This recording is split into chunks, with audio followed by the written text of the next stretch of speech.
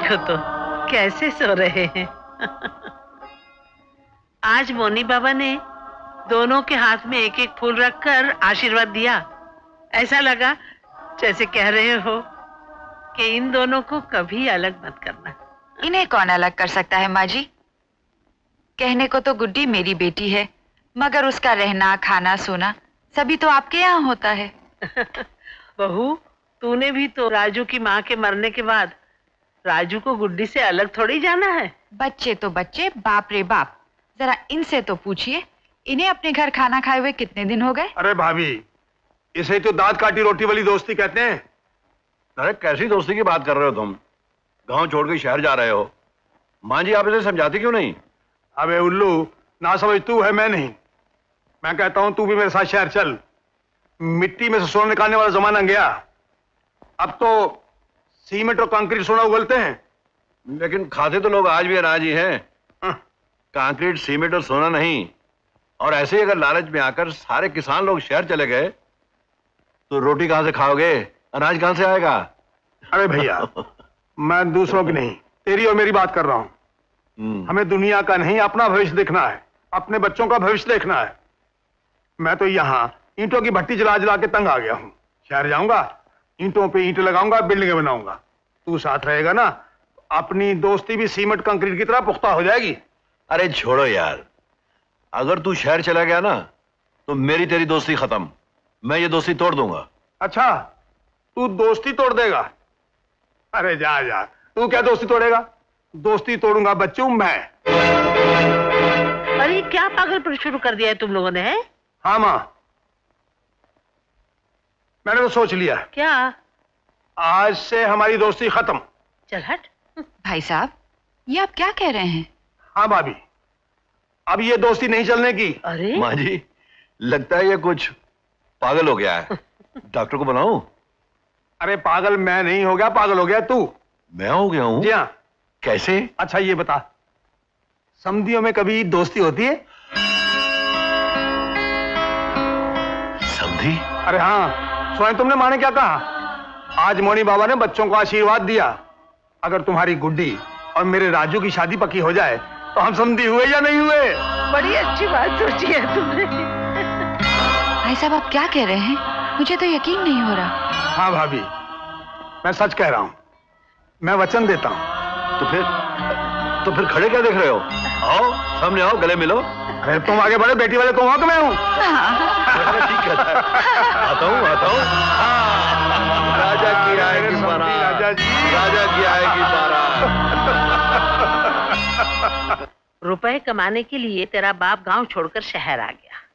ईंटें बनाते बनाते ईंटें जोड़ने लगा और बहुत बड़ा कॉन्ट्रैक्टर हो गया। और बलराम काका का क्या हुआ? वो वहीं रह गया, अपनी खेतीबाड़ी संभालता रहा। यहाँ आने के बाद तेरे बाप ने तुझे बोर्डिंग स्कूल में भेज दिया और वहां से लौटने के बाद आगे पढ़ाई के लिए तुझे अमेरिका भेज दिया। तो क्या उसके बाद आप लोगों की कोई मुलाकात नहीं हुई? ऐसी बात नहीं है, रामनगर से आने के बाद भी दोनों घरों में आना जाना कायम रहा। ज्यादा नहीं तो साल में एक आध बार तो मिल ही लेते थे। अब पिछले साल तेरे बाप ने ऊटी में चाय के बाग खरीदे ना, तब मैं भी उसके साथ गई थी और सावित्री को और बलराम को मिली भी। इतने प्यार से मिले और गुड्डी को देखकर तो ऐसा लगा कि सुनी आंखों में सपने आ गए। इतनी सुंदर है क्या बताऊं। मैं तो ऐसी ललचाई कि मेरा बस चलता तो मैं उसे उठाकर अपने साथ ही ले आती। मगर बलराम बोला, माँ जी गुड्डी हमारी यहाँ तो 4 दिन की मेहमान है, आप शादी का मुहूर्त निकलवा और ले जाओ। और तेरे आने का दिन भी नजदीक आ रहा था तो मैंने पंडित जी को बुलवाया। मैं बैठी पंडित जी से शादी का मुहूर्त निकलवा रही थी कि राजेश्वर दयाल आया। नमस्ते माँ जी। आओ बेटा राजेश्वर। माँ जी धर्मराज का है? ऊपर अपने कमरे में। हेलो धर्मराज। राजेश्वर दयाल जी, आइए आइए आइए आइए, बैठिए। एक ड्रिंक बनाऊं आपके लिए? तुम तो जानते हो मैं दिल का मरीज हूं। अरे तो ब्रांडी ले लीजिए। नहीं फिर कभी। दरअसल मैं तुमसे एक बहुत जरूरी बात करने आया हूं। हाँ कहिए ना। हम दोनों तो बिजनेस पार्टनर्स हैं ही। मैंने सोचा हमारे बच्चे यानी तुम्हारा राजू और मेरी किटी दोनों लाइफ पार्टनर्स बन जाए तो क्या हर्ज है? भाई साहब, ये कैसे हो सकता है? तुम ताज्जुब कर रहे होगे कि अचानक मैंने ये सब क्या सोच लिया। देखो धर्मराज, तुम मेरे पार्टनर ही नहीं, मेरे दोस्त भी हो। तुम तो जानते हो कि तुम्हारे साथ जो मेरे बिजनेस हैं, उनके अलावा मेरे और भी बिजनेस हैं, फैक्ट्रीज हैं, प्रॉपर्टी है, और मैं ठहरा दिल का मरीज। ऊपर से 2 साल पहले अमेरिका में वो $4 मिलियन का होटल खरीद कर मैंने और मुसीबत मोल ले ली। यहां का तो संभलता नहीं, पता नहीं वहां का कैसे संभाल पाऊंगा। मैंने सोचा मेरी इकलौती लड़की है, अकेली वारिस, उसका और राजू का रिश्ता हो जाए तो दोनों मिलकर ये सब संभाल सकते हैं। चाहे तो दोनों अमेरिका में भी सेटल हो सकते हैं। मैं तुम्हारे पास बड़ी उम्मीद लेकर आया था धर्मराज।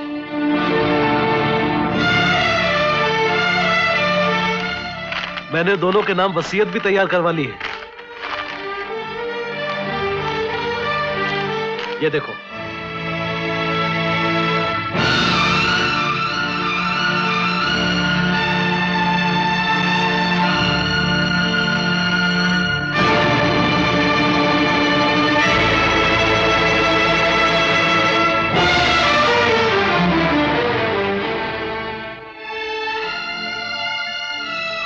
लगता है तुम कुछ सोच में पड़ गए हो।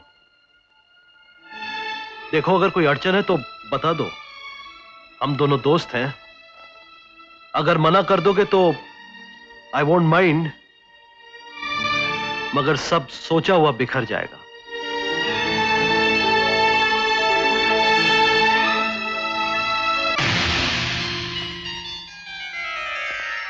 राजेश्वर दयाल जी, मुझे ये रिश्ता मंजूर है। Thank you. और अगले दिन बलराम भी आ गया। धर्म, अरे धर्म, अरे ओ धर्म। जय राम जी की चौधरी साहब। राम जी, जयराम जी की। चलिए जल्दी सामान उतारिए, जल्दी। शाबाश। हाँ तो मेरे दोस्त, क्या जलवे हो रहे हैं आजकल? बस चल रहा है। चल रहा है? अरे कितनी बिल्डिंगें बनाओगे यार, कितना माल बनाओगे? आओ आओ बैठो। नहीं यार, बैठूंगा नहीं। बहुत सारी खरीदारी करनी है और शाम को घर भी लौटना है। हाँ ये बताओ कि शादी का मुहूर्त कब का निकला है? अरे तू जरा बैठ तो सही, मैं तुमसे बात करना चाहता हूँ। तू मानेगा नहीं, बैठ। देर करवा के ही छोड़ेगा। हाँ बोल, क्या बात करना चाहते हो? बलराम, मैं कह रहा था कि वो ये जो तुम खरीदारी करना चाहते हो उसकी क्या जरूरत? मान गए दोस्त, तुम्हें मान गए। साला दोस्त हो तो ऐसा दोस्त हो। तुम ये कहना चाहते हो ना कि अगर गुड्डी के ससुर के पास इतना पैसा है, इतना माल है, तो फिर गुड्डी के बाप को पैसा खर्च करने की क्या जरूरत है? दोस्त, अपनी जान दे रहा हूं, जान। तो फिर साली चंद चीजों की क्या कीमत?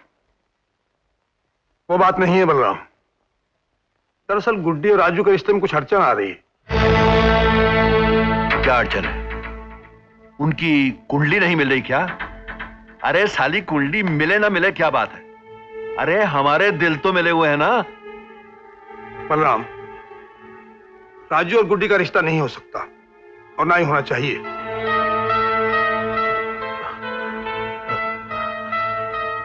क्यों? क्यों नहीं होना चाहिए? यार मुझे लगता है कि हम इस रिश्ते को भूल ही जाएं तो अच्छा है। क्या कह रहे हो तुम? देख बलराम, बात बहुत पुरानी हो चुकी है।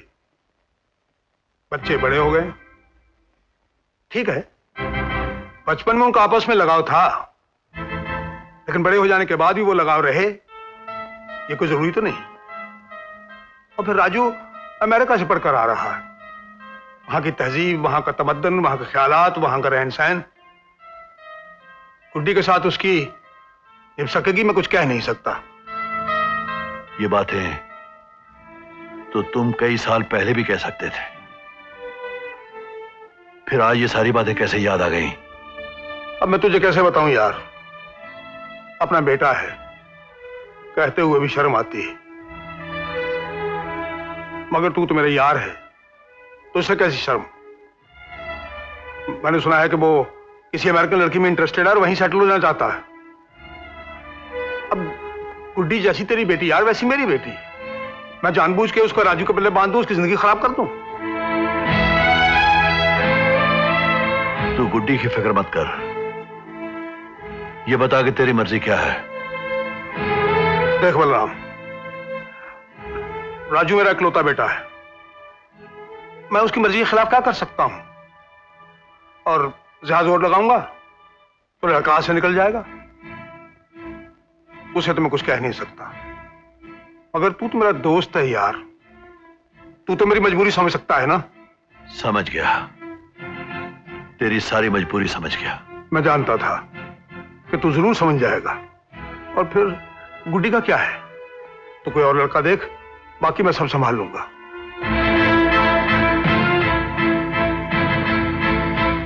इसकी जरूरत नहीं पड़ेगी।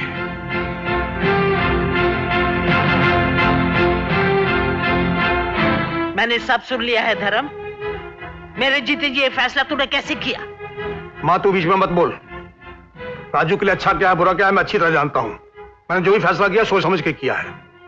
ठीक है, आज थोड़ा बुरा जरूर लगेगा, लेकिन आगे चल के दोनों की भलाई इसी में। बहुत दूरंदेशी की बातें करने लगा है, मगर ये मत भूल के मैं तेरी मां हूं। मैं देखती हूं कि ये शादी कैसे नहीं होती। बलराम, तू जाकर शादी की तैयारी कर। नहीं मां, अगर तुम्हारे दबाव में आकर ये मान भी गया तो अब मैं नहीं मानूंगा। मैं लड़की का बाप जरूर हूं, लेकिन भिखारी नहीं।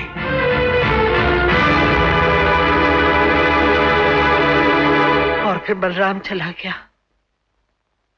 उसके बाद उसकी कोई खोज खबर नहीं आई, ना कोई चिट्ठी पत्री आई। दादी, अब तुम ही बताओ मुझे क्या करना चाहिए? ये तो बेटा तुझे ही तय करना पड़ेगा कि तुझे बाप के रास्ते पर चलना है या अपने रास्ते पर।